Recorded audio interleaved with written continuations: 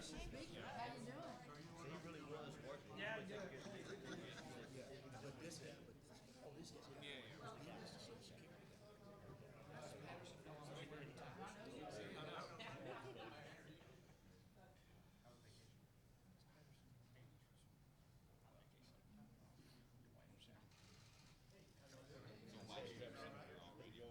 So thank you for coming. Because you're here, I think we'll just go ahead and have a special session. That's a great idea. I'm in. Not funny. Hey, Governor, how you doing? Thank you. Always the gentleman.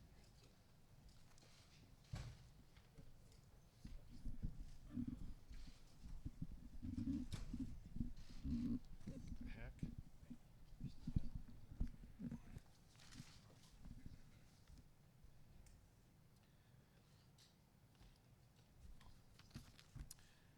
Thank everybody for joining with us today. Obviously, we're here to talk about the border. I want to thank everybody who is up here with me today. We got the chair of the House Appropriations Committee, Greg Bonin. We have the Speaker of the House State Phelan. We have the Lieutenant Governor Dan Patrick and the Chair of Senate Finance, Jane Nelson, as well as members of both the Texas House and Senate who gather with us for this announcement. Let me start by saying this, and that is the problems that people are suffering on the border just continue to get worse. And they're getting worse for the residents who live in that region. They're getting worse for people in all regions across the entire state of Texas.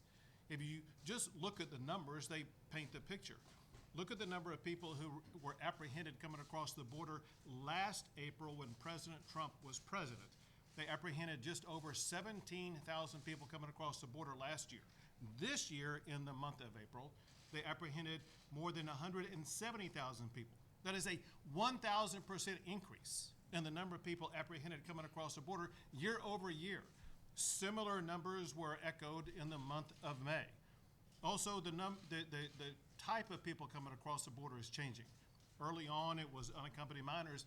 Now, a majority of the people coming across the border are adults coming across alone. Also, what is changing is the carnage that is being caused by the people who are coming across the border. Fences of ranchers along the border are being completely decimating, causing border ranchers to lose their livestock or border farmers to lose their crops. Homes are being invaded. Neighborhoods are dangerous, and people are being threatened on a daily basis with guns of people either coming across the border or those working with those who are coming across the border. Cartels, human and drug smugglers, and human traffickers, they're all profiting off of our open border crisis. They're making money off the people that have come in from more than 150 different countries across the entire globe. Anybody who tells you this is people coming across from Mexico or from the Northern Triangle, they're missing the point about the massive consequence of all the countries across all the entire globe that people are coming from, and they will either fly in or somehow get into Mexico or get into South America and make their way up to come across the border into Texas and into other states.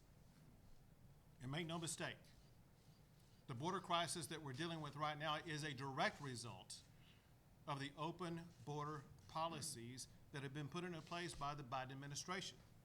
Remember that the border was far more under control under the Trump administration until President Biden came in and removed the Remain in Mexico policy.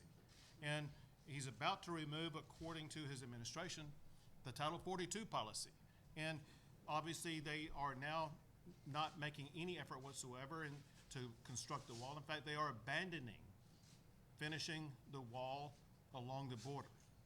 But the biggest difference between the two administrations is a difference in commitment. There was a commitment by the prior administration to actually enforce the immigration laws that were passed by the United States Congress. Make no mistake, the current administration is refusing to enforce the laws concerning immigration that are on the books passed by the United States Congress. Well, in response to the federal government's neglect of all of the people who live along the border and the other people who live inland who are facing the consequences because of the spread of drugs like fentanyl, Texas is stepping up and doing more than any other state ever has done to respond to these challenges along the border. Because of these leaders that you see at this table right now, as well as the members behind them, they just passed a budget adding more than $1 billion dedicated to border security in the state of Texas for Texas to do the federal government's job. These are Texas taxpayer dollars that Texans should not have to be paying for because the federal government has a legal responsibility under the federal immigration laws to do it. But because they are not doing it, Texas taxpayers are having to step up so that we as a state can protect our citizens. In addition to that, in March of this year, because the Biden administration was abandoning its responsibility, I launched Operation Lone Star. That included the deployment of 1,000 Texas Department of Public Safety officers. It included the deployment of the National Guard, and they've been making arrests. They've made over 1,500 arrests already. They've already apprehended more than 35,000 people coming across the border illegally. But it's clear that this Operation Lone Star, as prolific as the results have been, it's clear that more is needed. And the people who made that clear are the counties on the border. Because what the counties on the border did, they sent me a disaster declaration that the counties made requesting that the governor of Texas make a disaster declaration for the counties on the border. Now, the governor makes disaster declarations when we have hurricanes come in, sometimes when tornadoes occur, sometimes when floods may occur. I am unaware of a governor ever declaring a disaster at county requests because of the tidal wave of illegal immigrants coming across the border, wreaking havoc in communities and residents who live here in Texas. And since I went down to Del Rio last week, what I talked to sheriffs and county judges at that time about was to issue a second disaster declaration, for which there are more than 24 counties who already want to be a part of it, even though the new disaster declaration has not even been issued yet. But it's going to concentrate on making arrests on the border of people who are coming across. So the Department of Public Safety will work with local officials to arrest anybody who enters our state illegally for violations such as trespass, for vandalism, for criminal mischief, for smuggling. Speaking of which, the people that you're looking up here right now, the members of the Texas House and Texas Senate, they passed a new smuggling law that makes it easier for prosecutors to be able to prosecute smuggling in the state of Texas, and I applaud them for passing that. And the prosecutors in the region were urging and begging for it so that they would be able to prosecute these smugglers. And you will see that there is going to be a lot more people put into jail. People who are crossing the border illegally and trespassing, or people who are engaging in the smuggling process or drug smuggling process, or any of these crimes that are occurring anywhere. But we wanted to make sure they had the tools and the resources they need to be able to put those people in jail. But that does mean that more jail space will be needed. And to help accommodate that, the Texas Commission on Jail Standards is working with counties to be able to expand jail space. To enhance, but before I go there, let me say this. I want to applaud and thank fellow states across America. When I was in Del Rio, I had an announcement that night about how myself, as well as the Arizona Governor Doug Ducey, we entered into a multi-state compact, or we triggered a multi-state compact that responds to emergencies and disasters. And we asked governors of other states to join in with us to help address the disaster that we're facing. And there have been a number of states that have already offered support or are working with their office about support, and they include our neighbors Oklahoma and Arkansas. It stretches up to North Dakota and South Dakota, and includes Iowa and Florida. And already Georgia and South Carolina have sent their National Guard to the Texas border, and we appreciate all of them, as well as others that I may be unaware of yet, because this is happening as we speak right now. But for every state stepping up, just know that the people of the state of Texas, your fellow Americans, appreciate you stepping up. But I'll add this. For all the states that are stepping up to help Texas, you're helping your own residents, if nothing else, by helping to prevent or reduce the amount of fentanyl that is coming into the United States. Let me give you some quick numbers that are very important. In just the first 4 months of this year, just the Texas Department of Public Safety had an 800% increase in the amount of fentanyl that they had apprehended coming across the border. In just the first 4 months of this year, just the Texas Department of Public Safety, they apprehended enough fentanyl to kill more than 21 million Americans. And that fentanyl goes to states across the entire country. Every state helping out Texas, you're helping your own citizens and residents in your state from dealing with this deadly drug coming to neighborhoods near you. Well, the ability for us to be able to arrest people coming across the border is going to be enhanced by Texas building border barriers. Some of those barriers are being built immediately, and that includes things like fencing. That is taking place as we speak during this press conference right now.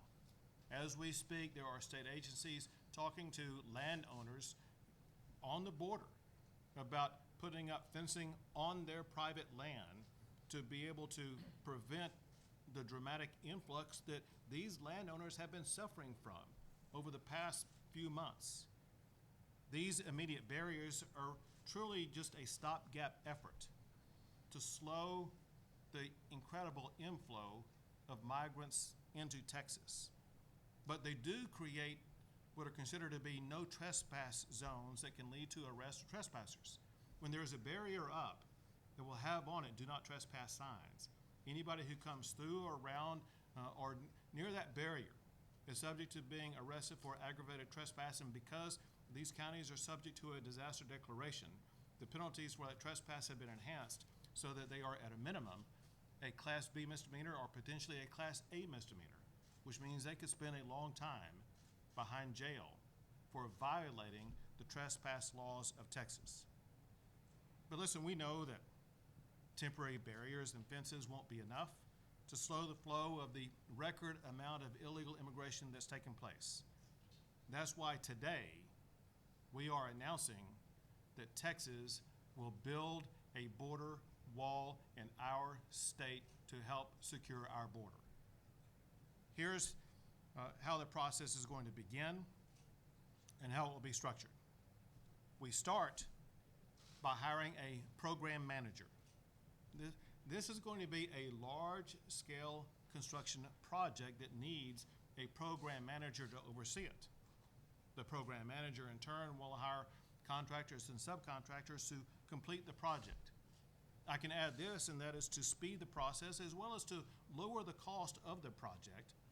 The project manager can look to land that's already owned either by the state of Texas or owned by the local governments or owned by private citizens who want to volunteer that land for locations where a border wall can be placed. My belief, based upon conversations that I've already had, is that the combination of state land as well as volunteer land will yield hundreds of miles to build a border wall in Texas. The program manager and the contractors, once they get to work, they will be able to provide us with a more accurate estimate of what the cost will look like going forward. To get all of this going, we need to hire the program manager, and that process begins right now. I am signing a letter that is from me directed to the executive director of the Texas Facilities Commission. It says, in just a couple of sentences of it, it says, As the state agency in charge of procuring, building, and managing state-owned property, your work is central to building projects in our state. I hereby direct the Texas Facilities Commission to hire a program manager to oversee construction of a Texas border wall. A program manager will lead the process of planning and scoping the project and hiring the contractors and subcontractors needed to build the wall.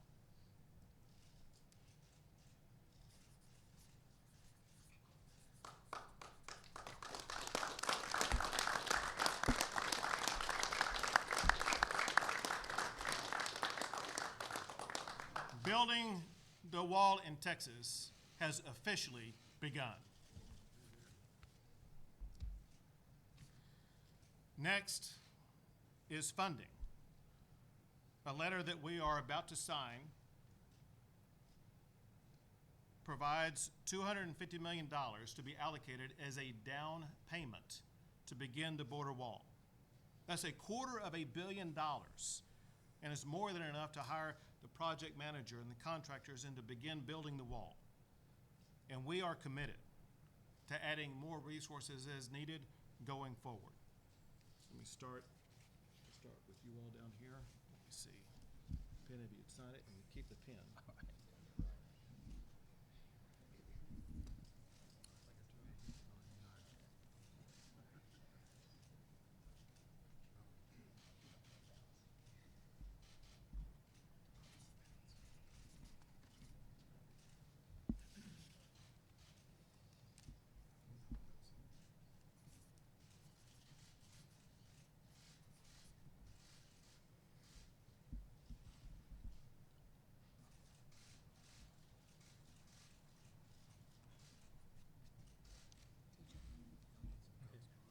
One more, thank you. Yes.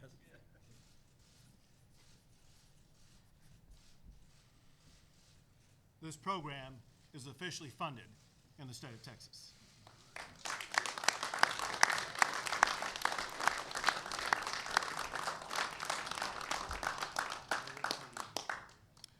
Today, I am also sending a letter to President Biden.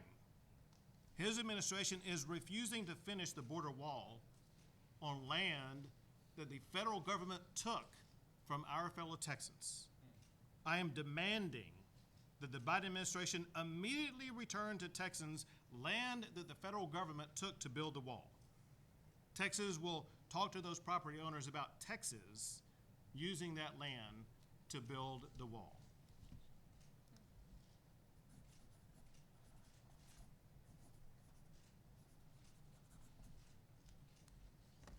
President Biden, return Texas land to Texans.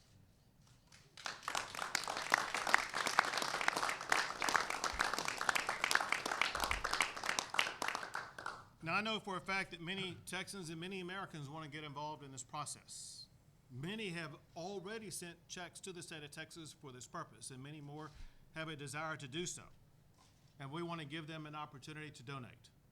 One place they can donate to is at this sign right here. If you look at this, this provides a donation site as well as a site where you can find out more information about what the process is about building the border wall. Go to borderwall.texas.gov, and front and center is going to be a red icon you can click on for the purpose of donating. Again, that is borderwall.texas.gov. If you want to send a check by mail like we've already received, we have an address designated for that. Send it to Texas Border Wall, P.O. Box 13226, Austin, Texas 78711. That's Texas Border Wall, P.O. Box 13226, Austin, Texas 78711. I know the media will be very interested on the transparency and accountability of this money. Know that it's going to be overseen by two agencies. One is the Texas Division of Emergency Management. The other is the Office of the Governor. And we expect full transparency and accountability so the public will know all the money coming in and how that money is being used. The bottom line is this. The Biden administration has abandoned its responsibility to apply federal law to secure the border and to enforce the immigration laws. And Texans are suffering as a consequence of that neglect by the Biden administration. In the federal government's absence, Texas is stepping up to get the job done. We will build the wall, we will secure the border, but most importantly, we will restore safety to the citizens who live in the Lone Star State. Now I'm going to turn it over to the Lieutenant Governor. Governor, thank you for your leadership. I believe that this is the most consequential letter and document and resolution signed by any governor in modern history. This document will go down as one of the most important documents in the history of Texas because it's reclaiming our land, our border, our country, our state for the people of Texas and America. We are being invaded. That term has been used in the past, but it's never been more true. We're on pace to apprehend nearly 2 million people this year, compared to 400,000 to 500,000 in the past. For every one we catch, we don't know how many we don't catch, but if it's 2 to 1 or 3 to 1, that means this year 2 to 3 million people could be coming into Texas and into America.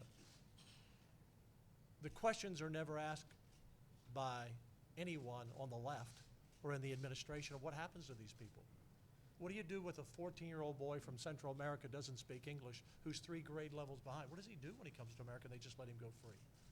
You can't put a 14-year-old in the 5th grade class. What is his future? Crime, low wages, no future? What happens in our healthcare system, our emergency rooms? What's the reality of the people coming? The criminals that are filling up MS-13 and other gangs in this state and all across the country, making them more powerful.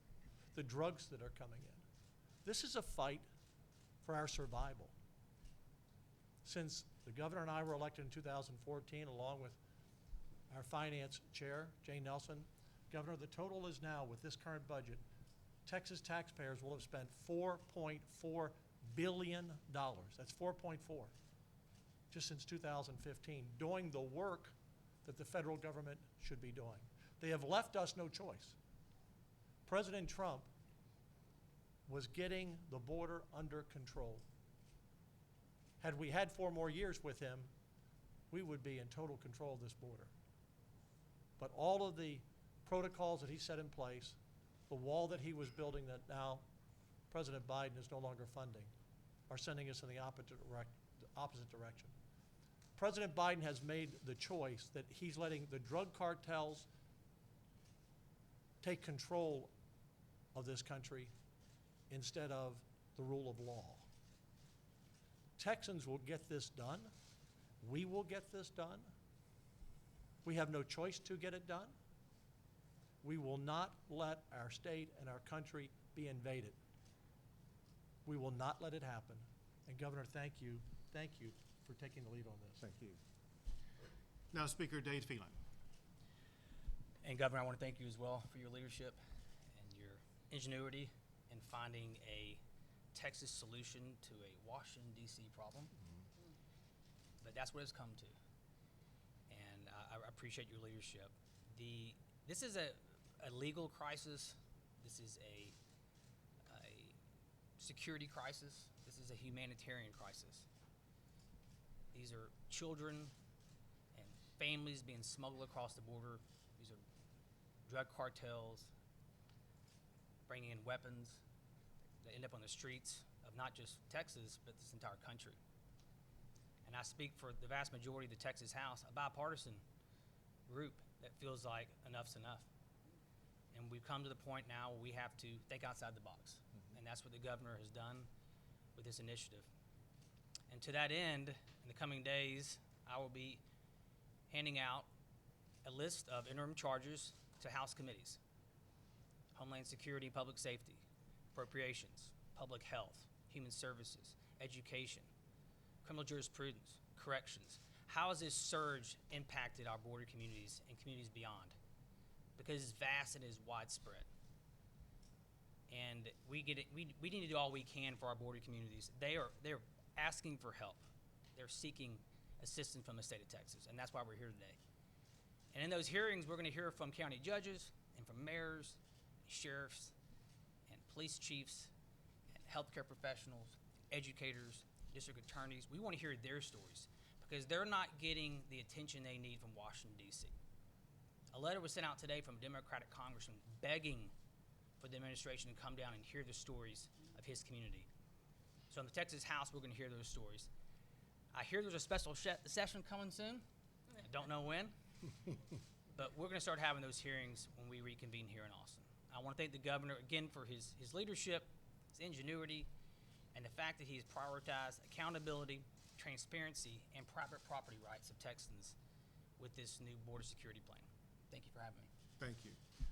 I'll close with this and then take a few questions. To the people who live in border regions, you've been begging for help. You've been demanding a response. You've pled with urgency to be protected, to be supported, to be heard, to have a response. I told you that Texas would step up and respond. Today, we begin that response. We'll take a few questions. The state of Florida has announced that it's going to deploy some officers in the state of Texas. Governor DeSantis announced that, I believe today or sometime earlier this week. How's that going to work out? And can you explain, are these officers going to be deployed at the border along with Texas National Guard State Troopers? First, I thank Florida and the other states who are stepping up to assist. With regard to the officers they will send, it will depend upon which type of officers they send. They could send officers who would be engaged in arrests. I know requests have also been sent out for additional jailers. I didn't mention this detail. I'll apply it to your question. I mentioned in my remarks we need more jail beds. The Texas Jail Commission has found about 1,000 jail beds. They need staff to staff those jail beds as well as others that may come open. So some states may send officers who may be involved in jails. Others could be officers involved in making the arrest. It will depend on who they send, and they will work with various different agencies. It could be with the Texas Jail Commission, it could be with local officials, or it could be the Texas Department of Public Safety. Where's the money coming from? Is it coming from the budget? Is it coming from the budget? So we have the budget experts who are prepared to answer that question, and I will let them answer that question. Hold on, there's people. Tell you what, I'll cut you a deal. I'll make sure you get to ask a question today. Yeah, it's as is outlined in the letter that we have just signed. You'll see that the initial down payment of $250 million is going to be transferred into a disaster account, and then it will be then moved to the Facilities Commission for this purpose, for this project. Actually, these funds have already been appropriated, and so this is an allocation of funds that have already been appropriated. I can help him. Senator I Nelson can- will add I to can it. help, yes. When the governor issues a disaster declaration, the Legislative Budget Board has the authority under Article 9, Section 14.04. My staff's around somewhere. They're shaking their head yes. To allow for the LBB can make a transfer under that section, and we will do that under request. We can make that request at any time. Hold on a second. This guy, I promise this guy come back to him. I apologize. That's all right. Several members of the, I'm Caden Sparks with the Texans, several members of the Texas legislature co-authored legislation to fund a state border wall. What would you say to Texans who are curious as to why it's a priority now as opposed to the regular session? Sure. And also, what is the state doing to defend the border wall in court if the feds decide to challenge it? Sure. First, you got to understand the multiple steps that Texas has taken. As the Lieutenant Governor made clear, beginning in 2015, under my administration in collaboration with the Lieutenant Governor and the other office holders at that time, Texas began to step up and allocate money to secure the border. That strategy was lessened to some extent over the past 4 years when we had President Trump in office, who did more than anybody's ever done to secure the border, including adding personnel, working in collaboration with the state of Texas, but also beginning the process of building the wall, the Remain in Mexico policy, the Title 42 policy, et cetera. And as a result of President Trump's efforts, it led to a dramatic decrease in the amount of people coming across the border. As I pointed out in my remarks earlier, in the second full month of the Biden administration, which was in the month of March, in response to the Biden administration's lack of commitment to secure the border, we launched Operation Lone Star. This is a strategy that we have used in the past of flooding the border with law enforcement officials and National Guard that has yielded positive results. And in fact, this time it yielded positive results also. As I pointed out, it led to the arrest of 1,500 criminals, as well as to the apprehension of more than 35,000 people who came across the border. However, it was after that it was determined that we could continue adding more arresting people to the border, but it wasn't going to yield the same results it had in the past for one reason. That's because we had been turning them over to federal officials who would then release them. And that's just not going to work. And that's when we had to begin to come up with new strategies that would be effective, which includes this immediate fencing, which includes the border wall, which includes the new arrest policy. The point of this new arrest policy, they're being arrested for state law violations, not federal law violations, which means we don't have to turn them over to the federal government. We turn them over to a jail cell. Governor, I question about cost. Some of the residents that are living in South Texas, you mentioned some of the residents speaking with them. There is obviously a concern about the immigration crisis along the border. However, a lot of residents in Texas are concerned about the power grid, for example, and other issues facing Texans. Critics will say that this is political theater and that there's no reality of finishing the border wall that Trump started. How do you respond to those critics? Well, I mean, do you want me to answer the power grid question? You got multiple aspects to go there. I'd love for you to answer both, actually. So both power grid and what's the other one? And how do you respond to people who say that this is more of a political ploy So than actual reality? anyone who thinks this is politics doesn't have a clue what's going on the border. Anyone who thinks this is politics doesn't care about American citizens or Texas residents.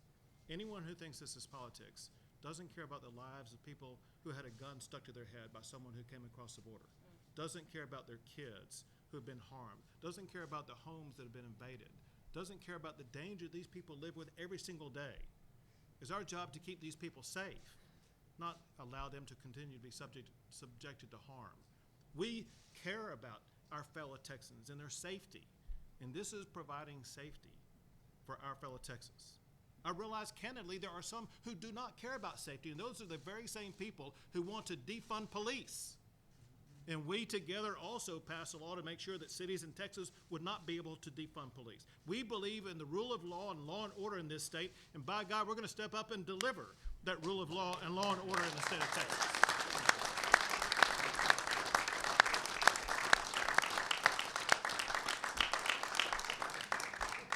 With regard to the power grid, I'll tell you this.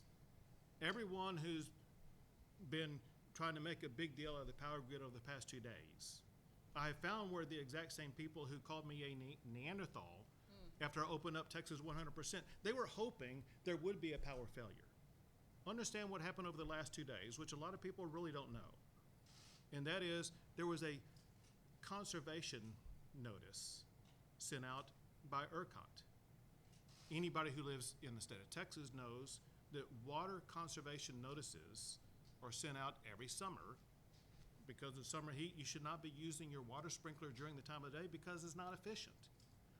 All ERCOT was doing was saying that because repairs were being made to power generators that amounted to 9,000 megawatts of power, there was going to be less power available than there had been before, and that meant you needed to engage in a level of conservation. And what that means, what that meant is for 4 hours in high demand, which I think was from 3 p.m. to 7 p.m., if possible, you should try to reduce your usage of power during that time.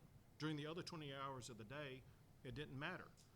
And then the corollary of that is that even though I've already signed all of the power grid laws, it takes a while for them to go into full effect. It takes a while for them to be fully implemented. So we have seen basically zero implementation, but we did see one component of it implemented. One demand made by the legislature, but also a demand made by the public, was greater communication by ERCOT to let people know what was going on. This was an example of that greater communication to let people know what was going on. Not that there was a power emergency. If you go into the ERCOT database, if you go to their website, if you go to their app, which I use on my phone, you will see there are different energy emergency alerts. And that is when power is really thin. We didn't enter into an energy emergency alert. It was just a conserve power if you can, so that we'll make it through the couple of days that were needed as those repairs were made, which we have made it through those couple of days now. And candidly, coming out is good news in this regard. To those 9,000 megawatts of power generators that were being repaired, they got the repairs done now, before the real heat of summer hits. And they should be prepared to go through the summer fully capable of meeting demands. Bottom line is, as we've said before, if you look at all the laws, not just, what was it? Was it SB 2 and 3? Yes, sir. They were both SBs. Couldn't remember, one was an HB. But if you look at the bills we signed, but not just those, but there were, what, about 10, there's a lot of bills they signed concerning the energy grid in the state of Texas. And I can tell you for a fact that as we're sitting here today, the energy grid in Texas is better today than it's ever been. Good, say it again. How long will the wall be, how many miles, and how long will it take? Yeah, perfect question. Everyone needs to know. How many miles will it be? How long will it be? How long will it take? Those are answers that we need engineers and architects and the contractors to give us the answers to. That's why we had to kick off this process to trigger the hiring of a program manager, so the program manager can hire the contractors, and it will be that team that they will, among other things, go talk to all these property owners and find out where they can build a wall. And the cost of it will depend upon the location where it is, what materials exist, what the material cost is at that particular time, and what the design will be. And so those are the types of questions that go to engineers. And then based upon the cost assessments that they are able to generate, Texas will make decisions about which components of the wall are the first ones to be built.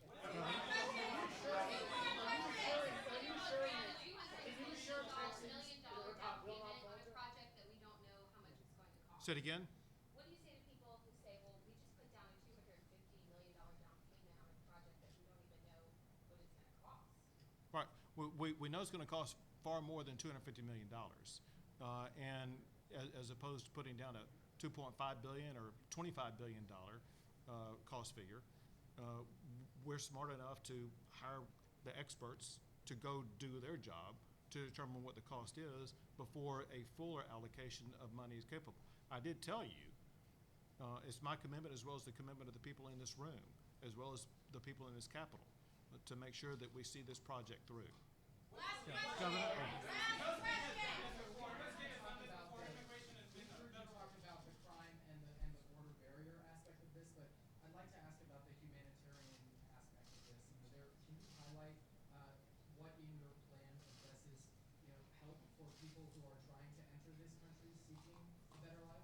So I will tell you this. The federal government is spending seemingly all of its resources concerning the border on the people who are trying to enter into the state of Texas. I'm focused on the humanitarian crisis that Texans are suffering through. Texans on the border are suffering through a humanitarian crisis by having their lives disrupted with guns and gangs and being riddled with crime. It's Texans that we have a responsibility as leaders in this state to step up and address their humanitarian crisis, and that is what began today.